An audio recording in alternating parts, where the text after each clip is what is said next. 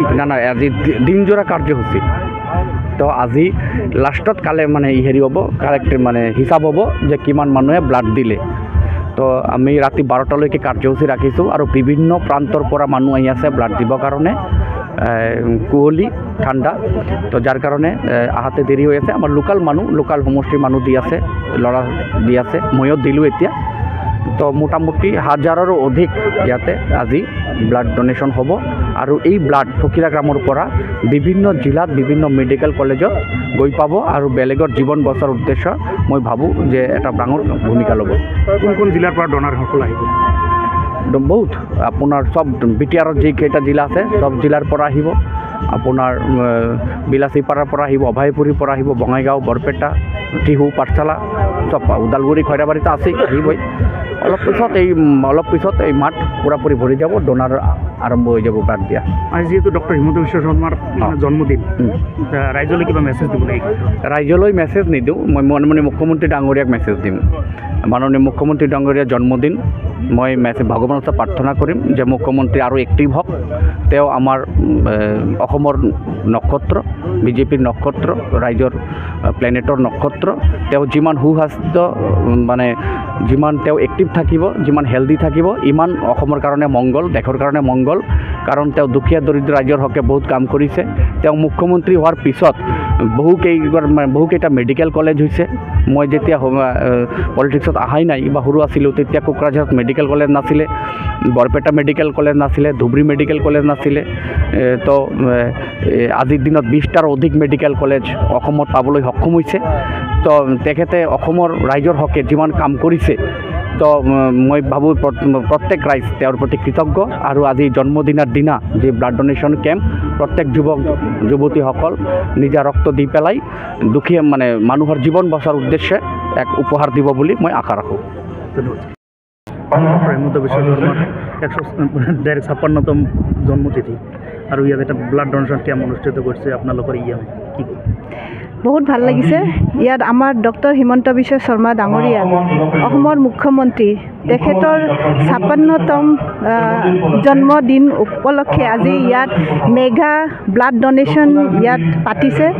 বহুত ভাল লাগিছে। বহুত মানুহ, মহিলাও আহিছে, পুৰুষো দিছে, মহিলাও দিছে। আৰু এনেকুৱা আগত হোৱা নাছিলে আমাৰ কোকৰাঝাৰ ডিষ্ট্ৰিক্টত। আমাৰ অৰূপ কুমাৰ দে, যিটো EM BTCৰ EM, তেখেতে বহুত ভাল এটা পদক্ষেপ লৈছে। এনেকুৱা যাতে চব জাগাতে এনেকুৱা হয়, এনেকৈ প্ৰগ্ৰাম পাতিব পাৰে, ভাল হ'ব। আৰু আমাৰ ডিষ্ট্ৰিক্টৰ কাৰণে মই এটা গৌৰৱ অনুভৱ কৰিছোঁ। বহুত ভাল হৈছে আৰু মই ধন্যবাদ দিব বিচাৰিছোঁ আমাৰ অৰূপ কুমাৰ দে ডাঙৰীয়াক।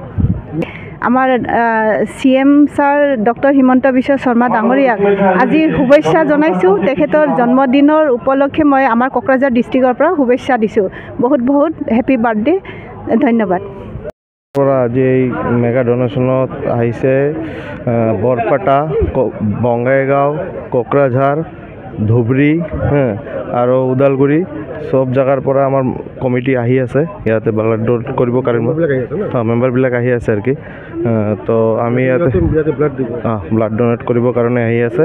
আৰু আমি আজি আমাৰ ডাইনামিক CM হিমন্ত বিশ্ব শৰ্মাৰ জন্মদিনৰ উপলক্ষে আমি শুভেচ্ছা জানাই। এইটো আমাৰ তাৰ গিফ্ট থাকিল, মানে আমাৰ অৰূপ কুমাৰ দে যে এইটো প্ৰগ্ৰামটা ৰাখিছে, তাকো এইটো বিৰাট ভাল লাগিছে প্ৰগ্ৰামটো দেখি। সেইকাৰণে আমি সকলোৱে শুভেচ্ছা ইয়াতে প্ৰগ্ৰামৰ কাৰণে ব্লাড ডনেট কৰিবৰ কাৰণে আহিছোঁ আমি। আৰু আমাৰ ডাইনামিক CM হিমন্ত বিশ্ব শৰ্মা সুস্থ থাকক, ভাল থাকক, তাৰ জন্মদিনৰ শুভেচ্ছা আমাৰ কোকৰাঝাৰ ডিষ্ট্ৰিক্ট আৰু RGPৰ পৰা ষ্টেট কমিটিৰ পৰা শুভেচ্ছা থাকিল। ব্লাড ডনেশ্যন কেম্প অনুষ্ঠিত কৰিছে, ইয়াত আপোনালোকে অংশগ্ৰহণ কৰিছে, কি ক'ব? আচলতে আমাৰ অৰ্গেনাইজেশ্যন আছে, ব্লাড ডোনাৰ্ছ অৰ্গেনাইজেশ্যন বুলি। আমি বহুত দিনৰ ধৰি ব্লাডৰ আমি এনেকৈ ব্লাড দি আছোঁ। তো আজি যিটো এটা শুভক্ষণ হিচাপত আমাক আমন্ত্ৰণ জনাইছে যে ইয়াতে ব্লাড ডনেশ্যন কেম্প হ'ব বুলি। চ' সেই আমন্ত্ৰণ মৰ্মে আমাৰ ব্লাড ডোনাৰ্ছ অৰ্গেনাইজেশ্যনৰ ফালৰ পৰা আমাৰ যিমানবোৰ ডোনাৰ্ছ আছে, মেম্বাৰ আছে, সকলোৱে আহিছে আৰু ইতিমধ্যে আহি আছে। কিছুমানে অলৰেডি ইয়াতে আমাৰ ব্লাড কৰি দি আছে। আৰু আমাৰ অৰ্গেনাইজেশ্যনে আগৰ পৰাই দি আছে।